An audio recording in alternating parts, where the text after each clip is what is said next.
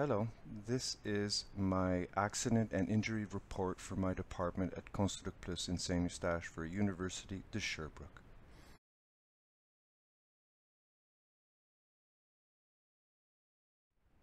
For me, carpentry is a wonderful trade. I've loved it all my life, but its inherent dangers are always present, from the tools we use to the dust and the ergonomic positions we're put in to do this job. It is definitely not a safe job. And while I teach, I worry a lot about my students having injuries. The description of the program of study is Carpentry 5819. It is in total of 1350 hours, and the goals is to train young students to become carpenters.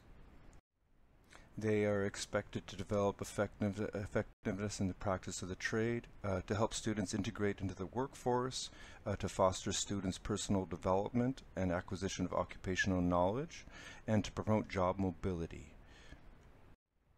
The various modules are the trade and training process, health and safety on construction sites, hand and portable tools, drawing specifications and sketches, planning calculations, alignment and leveling, scaffolding, lifting and handling, furniture and accessories, footings and wall forms, deep foundations, columns, beams and slabs, floor framing, wall framing, roofs, insulation, soundproofing and ventilation, exterior finishing, interior finishing, stairs, and lastly entering the workforce.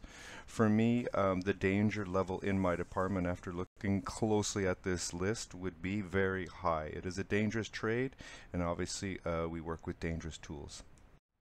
A brief introduction would be my school is Construct Plus, and we are located in Saint-Eustache. It is a joint project by CSSME and Sir Wilfrid Laurier. I represent the English side of it. My English groups all are registered with Sir Wilfrid Laurier, whereas the Francophone part of it are all registered with CSSME. The school and admin is pretty much all in French and run by CSSME. Since we've been open from 2017 to 2022, we had a total of 17 noted accidents in our department. We had 3 impact, which is more or less a wall falling on someone, and various types of lacerations, 1, 2, 3, 4, 5, 6, 7, 8, 9, 10 lacerations, which are cuts with chisels or knives.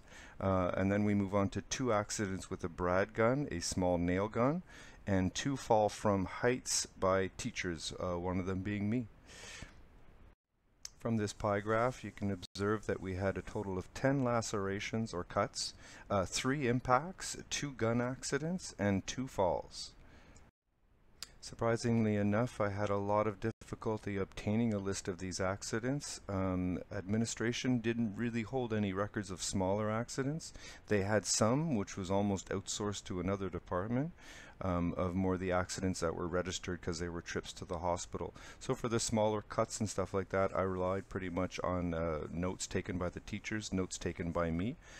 So I pretty much interviewed all my fellow teachers and compiled the list. Firstly, we have lacerations, which take up a total of 37% of all the accidents we had. It is quite common for the students to hurt themselves during the beginning phases of their internship. These are small cuts, usually cleaned out and solved with a band-aid or 2. Maybe 1 or 2 were involved trips to the hospital, but honestly just surface wounds, nothing too bad. Prevention for these accidents begins in the classroom. They are instructed in their ASP course and the beginning theory parts of this course how to properly use a tool. For me, I push the idea of keeping 2 hands on a tool and clamping the piece that you're working on down to the bench, either with a screw, a clamp, or anything like that. While there's 2 hands on the tool, there is less chance of the tool slipping and the chisel or knife entering his hand. For that reason, we really push the idea of keeping 2 hands on the tool. The injuries that were found to have happened in Module 16 were all likely caused by the method we use for cutting the flat stock aluminum. They would use a straight edge and score it with their knife. While doing this, it was very easy for the knife to slide off the straight edge and cut the student's hand. So for this reason, we bought a cutting device so they don't have to use their Olfa knife to cut the flat stock anymore. And we haven't had an accident since. So very happy about that. Next, we had gun accidents. This made up a total of 3.7%. Luckily, nothing was too serious. Most of the gun accidents were just small piercings of the skin and penetrations. We do not teach with the large framing guns. Because of this, we save ourselves a lot of accidents. Everything we do is mostly done old school with hammers. For solutions and preventions for this problem is education, instructing them how to use the tool properly and safely. Again, 2 hands on the tool really helps. Getting their fingers away from where the nails come out it really saves a lot of trouble. We implemented even more safe use instruction in our courses and more supervision. It's a bit nerve-wracking when they first start, but it seems to work out okay. The next one would be falls, comprised of about 7% of the accidents, or 2 accidents. One was by a fellow teacher. When we teach form work, the scaffolding that we use for slabs is obviously high up in the air. You're about 8-10 feet in the air.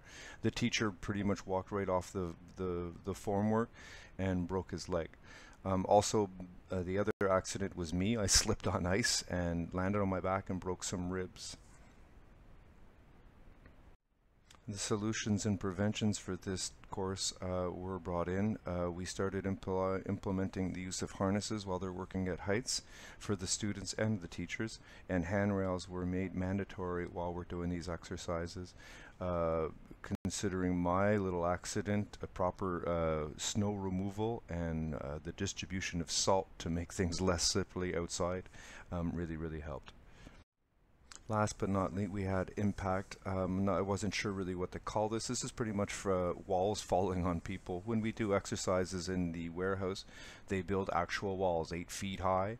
And when the exercises is completed, we have to demolish these. Sometimes the students are in a hurry. They don't really check for who's behind the wall and they just push the wall over. This is against the rules, but again, it happens quite often. For me, the big problem with this is lack of room. Our warehouse is very small. With 22 students working on these projects together, they're jammed in there like sardines. So when it comes time to demolish, there might be one student that's still building his wall while other students are demolishing. Because of these cramped conditions, accidents do happen. We have tried to reorganize the warehouse and then try to spread all the projects out. But still, young students, they're in a hurry, so things happen sometimes. We started enforcing harsher punishments for just dropping walls, which is against the rules, and obviously not doing it alone, so they need to have a student help them to safely lower the wall slowly. Again, every time we teach the course, this is reinforced over and over again. In conclusion, I was surprised at this list, but somehow happy at the same time. I didn't find it was too bad. To me, it seems like a realistic list of accidents for the years that we've been open.